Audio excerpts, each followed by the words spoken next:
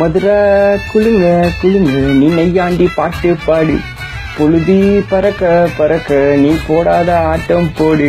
நம்ம தமிழ்நாட்டின் தலைநகர் சென்னைக்கு மெட்ராஸ்னு பேர் இருக்கு. ஆனா நம்ம மதுரைக்கு இதுக்கு முன்னாடி என்ன பேர் இருந்துச்சு?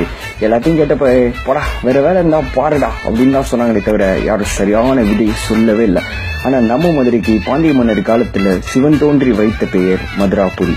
அப்படி காலம் மாற மாற மதுரைன்னு பேர் மாறியது. மதுரைக்காரன் அப்படின்னு எல்லாத்தையும் சொன்னாலே போதும், எல்லாரும் அருவாள் கையுமா தான் திரிவாங்கன்னு நினைப்பாங்க. ஆனா நாங்க அப்படி மட்டும் இல்லை, பாசக்கார பைபிள்ளையும் கூட. நம்ம ஊர்ல கோயிலுக்கு பஞ்சமே இல்லை. மூளைக்கு மூளை ஒரு கோயிலை பார்க்கலாம். ஏமாப்பிள்ள மதுரைக்கு வந்துட்டு எப்படி மீனாட்சி அம்மன் கோயிலை விடுவோம்? மீனாட்சி கும்பிட்டு தானே போவோம்னு புகழ்பெற்ற மீனாட்சி அம்மனை பார்க்காம போகவே மாட்டாங்க. அது மட்டுமா, வாசனை அப்படின்னாலே போதும், நம்ம ஊரு மல்லிகை பூக்கு ரொம்ப ஃபேமஸ். யோசனை அப்படின்னா விடுறா வண்டி கொடைக்கானல் இருக்குன்னு, கோடையும் எங்க ஏரியா தான். அது மட்டுமா, அப்படியே தடுக்கி விழுந்தா சூர்லி அருவி. நம்ம ஊர்ல கடலே இல்லையே, ஒரு பீச் கூட இல்லையேன்னு நம்மலாம் ஒரு காலத்துல வருத்தப்பட்டது உண்டு.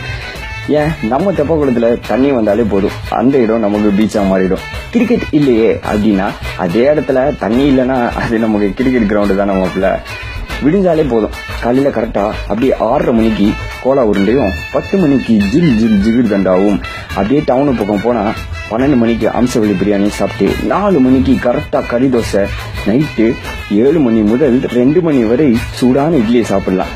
அந்த காலத்துல நம்ம பாட்டி கட்டுன சுங்குடி சேலை நம்ம ஊர்ல தான் தயாரிக்கப்பட்டது. இப்பதான் எங்க சேலையை பாக்குறோம். சித்திரை மாசம் பிறந்தாலே போதும், நம்ம ஊரு திருவிழா நகரமாவே மாறிடும். நம்ம அழக தங்க குதிரையில வர்றதும், நம்ம ஊரு பொண்ணுங்க பட்டு தாவணியும், நம்ம பசங்க எல்லாம் அந்த தாவணி பின்னாடியும் தேரோட்டம் கரகாட்டம்னு ஊரே கலகட்டும். அது மட்டுமா, பொங்கல் பண்டிகைனா நம்ம அழகாநல்லூர் பாலமேடு ஜல்லிக்கட்டை லோக்கல் சேனல்ல பாக்குற மாதிரி, அதுவும் கரும்பு சாப்பிட்டு பாக்குற சந்தோஷம் இருக்கு வேற லெவலு. இவ்வளவு நேரம் பேசுறியே நீ யாரா அப்படின்னு நீங்க நாக்கப்படுங்கிற மாதிரி கேள்வி கேட்கலாம். நானும் மதுரைக்காரன் தாங்கன்னு சந்தோஷமா சொல்லிக்கிறேன். இந்த ஆடியோ கண்டிப்பா மதுரைக்காரங்க